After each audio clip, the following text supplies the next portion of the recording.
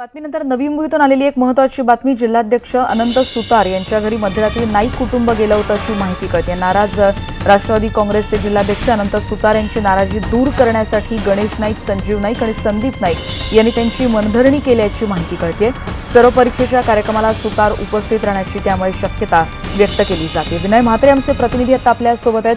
विनय, कालच आपण बातमीत म्हटलं होतं की कशा रीतीने त्यांची नाराजी आणि कदाचित ते सोडचिठ्ठी देऊ शकतात आणि आता थेट नाईक कुटुंबातले 3 महत्त्वाचे सदस्य जाऊन त्यांची मनधरणी करताना दिसतात।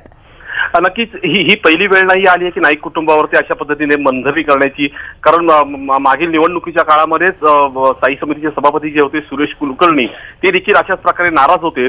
त्यांची नाराजी दूर करण्यासाठी देखील नाईक कुटुंबीय त्यांच्या घरी गेले होते। आता हा नवीन वाद जो निर्माण झाला होता, बॅनरवरचा फोटोवरचा वाद होता। खरं म्हटलं तर अनंत सुतार हे जिल्हाध्यक्ष होते, त्याचबरोबर ते गणेश नाईकांच्या मर्जीतले होते, निष्ठावंत कार्यकर्ते होते। अशा अनंत सुतारांचा फोटो बॅनरवर न लागल्यामुळे कार्यकर्ते संभ्रमामध्ये होते। ही सगळी बाब जेव्हा न्यूज 18 लोकमतनी लोकांसमोर मांडली, त्याच्यानंतर मात्र नाईक कुटुंबीय यांनी अनंत सुतारांची रात्री 12:30 वाजता त्यांच्या घरी जाऊन भेट घेतली आणि त्यांची मनधरणी करण्याचा प्रयत्न केलाय। आता तर आपल्याला एक महत्त्वाचं आणखीन आहे की अनंत सुतार ह्या आता दुपारी होणाऱ्या दीडच्या कार्यक्रमामध्ये उपस्थित राहणार का, हा त्यांच्यासमोर प्रश्न होता।